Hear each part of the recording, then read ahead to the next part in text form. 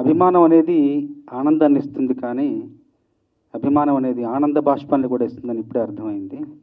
తమ్ముడు మాట్లాడుతుంటే చేసింది ఏం లేదు, కానీ అప్పుడప్పుడు ఫోన్ చేస్తే మాట్లాడి తప్పకుండా ఎదుగుతావు, నీకు మంచి భవిష్యత్తు ఉంది, మంచి ప్రతిభ ఉంది, మంచి వినయం విధేయత అన్నీ ఉన్నాయి, తప్పకుండా ఎదుగుతావు, నేను అదే దారిలో అదే మార్గంలో అదే నమ్ముకొని వచ్చాను, నువ్వు కూడా తప్పకుండా ఎదుగుతావు, ఎప్పుడు ఆ శుభ ఆకాంక్షలు వ్యక్తం చేసేవాడిని. నేను ఇచ్చింది అదే, నేను చెప్పింది అదే, దాన్ని ఆలంబనగా చేసుకుని ఈరోజు అంకుర దశ నుండి చూస్తున్నాను తనను.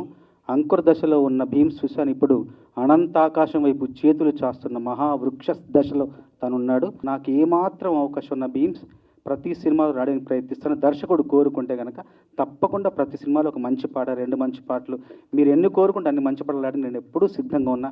నా పని పాటలు రాయడమే, వేరే ఏం లేదు. తర్వాత సురేష్ గారు నన్ను చాలా అభిమానించే నిర్మాత. ఇప్పుడు భీమ్స్ పాడిన మౌనంగా కూడా నా జీవితానికి ఒక చరితార్థుని చేసిన నా జీవితంలో అలాంటి పాట రాసే అవకాశం కూడా సురేష్ గారి సినిమాలోనే వచ్చింది. జయంత్ గారు నన్ను ఎక్కువ ప్రోత్సహించే వ్యక్తి. ప్రేమంటే దాని నుండి ప్రేమించుకుందాను రా, శంకరదాదా ఎంబీబీఎస్ అప్పటి నుండి జమినీలో ఉన్నప్పటి నుండి నన్ను బాగా ప్రోత్సహించేవాళ్ళు. చాలా చాలా ఒక స్నేహభావంతో ఉంటారు. జయంత్ గారితో మళ్ళీ సురేష్ గారితో వీళ్ళందరితో కలిసి పనిచేసే అవకాశం వచ్చినందుకు వీళ్ళందరినీ వేదిక మీద కలిసి కూడా నాకు చాలా ఆనందంగా ఉంది. ఇక నా 31 ఏళ్ల సినిమా రంగ సాహిత్య ఈ ప్రయాణంలో ప్రస్థానంలో అతి విచిత్రమైన విన్యాసం ఎదుర్కొన్నాను ఈ సినిమాకి, ఈ పాటకి.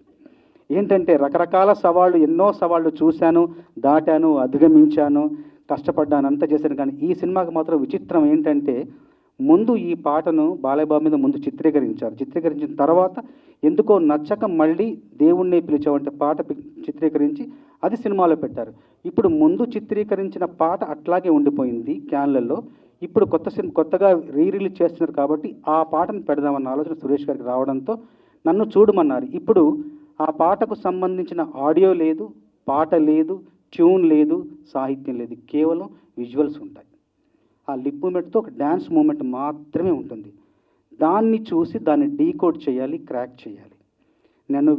నన్ను పిలిచారు ఆఫీస్కి, వెళ్ళగానే చూడగానే ముందు ఇది చాలా అసాధ్యం, ఇంకా క్లిష్టం, ఇంకా ఇది అవ్వదు అనుకున్నా. కానీ మళ్ళీ ఒకసారి ఆలోచించి చేద్దాం చేస్తే ఒక చరిత్రగా మనం చెప్పుకోవచ్చు, మిగిలిపోతుంది మన జీవితంలో అత్యంత ఒక మధురమైన ఘటనగా మిగిలిపోతుందని ఆలోచించి ముందు చాలా జాగ్రత్తగా ఒక గంటన్నర అసలు తాళం ఏంటి, లయ ఏంటి, ఏ టెంపోలో ఉందని దాన్ని మాత్రమే డీకోడ్ చేసుకుంటూ వచ్చి ఈ టెంపోలో ఉంది, ఈ లయలో ఉంది, ఈ తాళంలో. తర్వాత మళ్ళీ ఒక రోజంతా కూర్చుని ఏం రాస్తే బాగుంటుందని చెప్పేసి సురేష్ గారి ఎగ్జిక్యూటివ్ ప్రొడ్యూసర్కి మన వంశీ అని ఉన్నాడు, ఆ వంశీ గారితో కూర్చొని మేము ఇద్దరం డిస్కస్ చేస్తూ కార్లో వెళుతూ మ్యాన్షన్ హౌస్ని పట్టుకొస్తే బాగుంటుంది, బాలయ్య గారి జీవితంలో ఇది చాలా ప్రచారం పొందింది కాబట్టి అని ఆలోచిస్తూ అప్పుడు కారులో చెప్పాను, మంచినీళ్ళు తాగినోడు మామూలోడు, మజ్జిగ తాగినోడు మంచోడు, మందేసినోడు ఘనుడు, మ్యాన్షన్ హౌస్ వేసినోడు మహానుభావుడని కారులో చెప్పి వెంటనే సురేష్ గారు చెప్పగానే చాలా బాగుంది, చాలామంది ఇంకా ప్రొసీడ్ అవ్వండి అని చెప్పారు.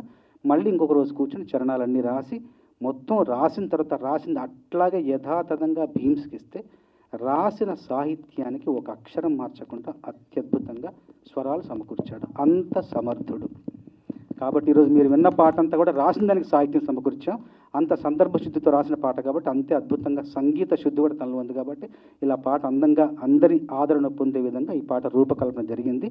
ఈ పాటను బాలయ్య బాబు అభిమానులకు అందరికీ అంకితం చేస్తున్నాం.